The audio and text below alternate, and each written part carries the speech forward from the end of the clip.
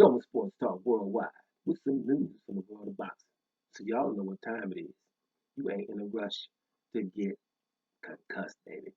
I like to talk concussion. The main reason is Deontay Wilder. We talking concussion. That's some serious concussion going on when it's Deontay Wilder. We haven't heard from him for a while, right? We don't really care now, do we? Now I've done videos often about his silence driving people's nuts. Because he haven't talked since February after what happened after that fight, and he shouldn't. And why? We've talked about that several times. Who cares? If he talks or not, he shouldn't talk. Not the mainstream media. So, but all the speculation going on. We've heard it. All these things going on. So now I'm just saying the superhuman Deontay Wilder still wants Fury in December. Now we know that Fury is, saying he's gonna move on because the dates have been moved back, right? The dates for him to fight Deontay Wilder has been moved back a time or two, right? And they're saying as though it's Deontay Wilder's fault that it's moved back, and things are not in the contract, right? So he can move on. So he's moving on till we hear Carlos Takam, we hear your boy Turks guy by way of German, forget his name right now, Germany, you know, stuff like that, so he can fight. So, we had speculations. Matter of fact, Anthony Joshua, let's start with him. Anthony Joshua said, man, I can't wait to find out why Deontay Wilder, when he talks, why Deontay Wilder is not going to fight Tyson Fury in 2020. Anthony Joshua can't wait. You know, his promoter, Eddie Hearn, came out and said, shoot, how can you have a contract in the middle of a pandemic where you don't cover catastrophe and stuff like that in the contract? And the contract just moves on, right? You can move on to the next guy.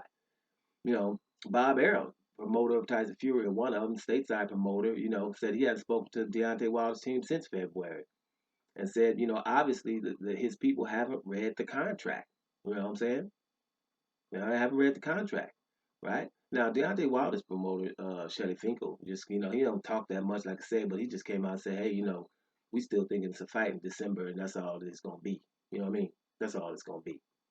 So, we have what we have. But anyway, one of Deontay Wilder's sparring partners, he has the same strength and conditioning coach, Raphael Abajiri, right? Abajiri got a funny name. My man, he came out and he was just saying Deontay Wilder is preparing for December. You know what I'm saying? He's preparing for December. Let me read some of this stuff. Let me see what he said. He said, and the news reaches us that Wilder still has his heart set on that trilogy battle. Unbeaten heavyweight prospect Raphael Abajori, who shares a strength and conditioning coach with Wilder in Miami, says, I'm not involved in the politics or anything. But one thing I know from Deontay, he's ready to go in December. Deontay is expecting Wilder Fury in December. I'm just saying what Deontay is expecting, right? That's what he's talking about. And then he goes a little bit further. I have conversations with him once a week.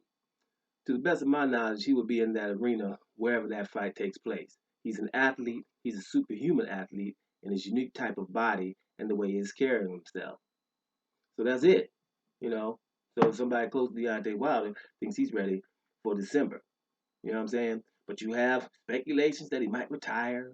He don't got no more spirit. The Tyson Fury beat the spirit out of him. He might not want to fight no more. He physically might not want to fight anymore, right? He's physically, so there's a lot of speculation going back and forth, a lot of things going back and forth. But one thing is clear: Fury moving on when you're in the middle of a pandemic, because all fights, every fight got moved back in the pandemic. When you talk about this 5 years from now, and you say, well, my fight got moved back, and I got mad because my fight got moved back in the year 2020. Somebody gonna look at you silly. Y'all, the year 2020 is gonna go down in history.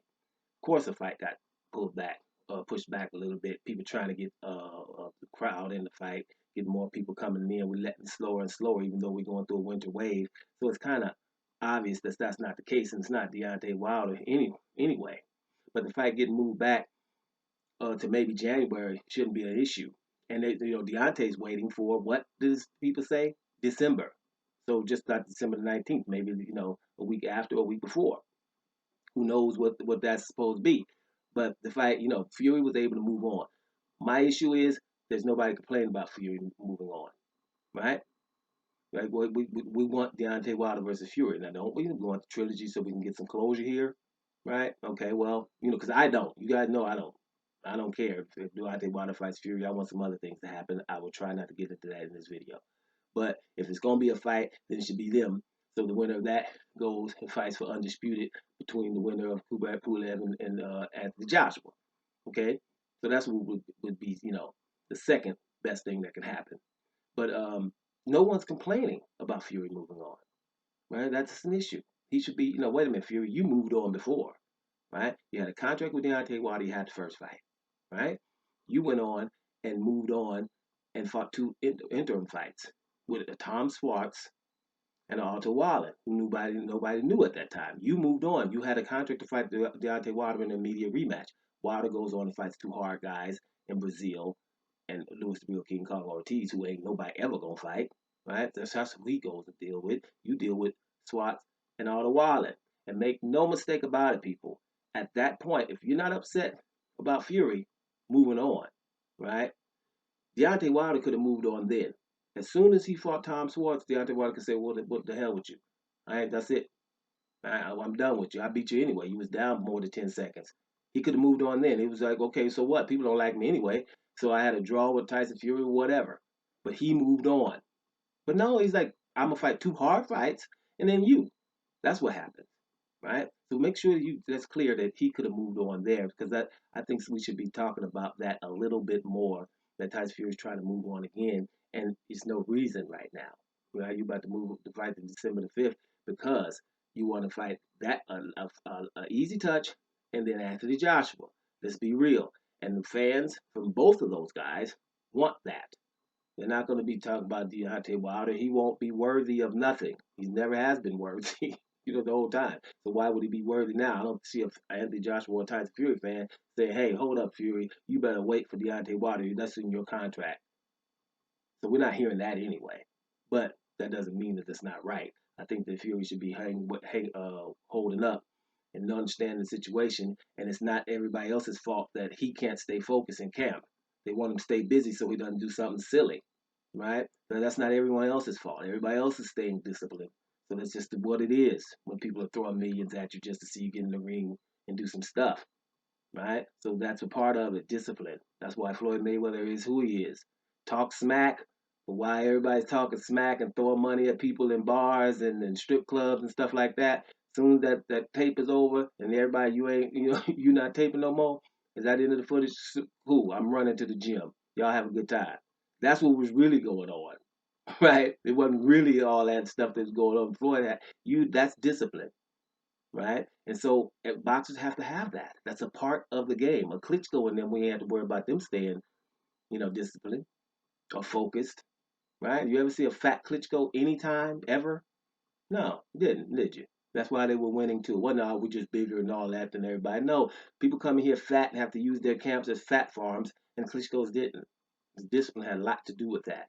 So it's just all over the place. So when going back to Wilder and Tyson Fury, Fury should be trying to just say, hold up, we're gonna fight whenever it is, December or January. But he's not, and he's gonna be allowed to do that. Good for him.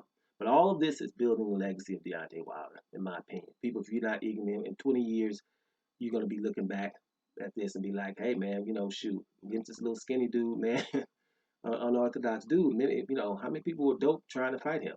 You know, how many people didn't fight him? We got the other big champion that had problems fighting him in Anthony Joshua. Could have been cheated on in a fight. Why would this, skinny old non-talented dude, right?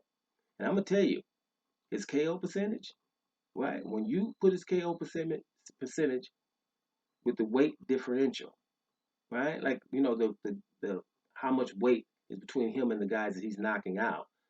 I'll probably put that up against anybody in history of the sport. Period, because of the size of this man and the people he's knocking out, right? And when you that skinny and smaller than your guys, you are pretty much going to be on the back foot, right? You're pretty much going to be on the back foot and understand how you're going to have to run and keep, use your distance, which Deontay Wilder could easily do at 6'7" and long arms.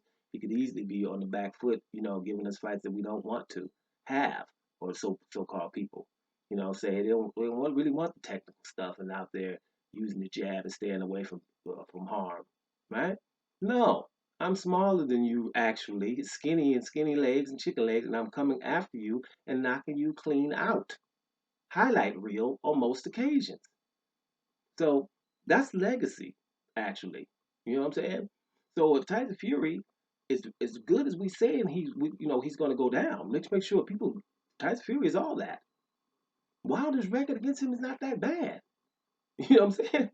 Really not that bad if he's all that bad because he keeps changing the plan twice now, right? And I had him down in one fight, should have been out.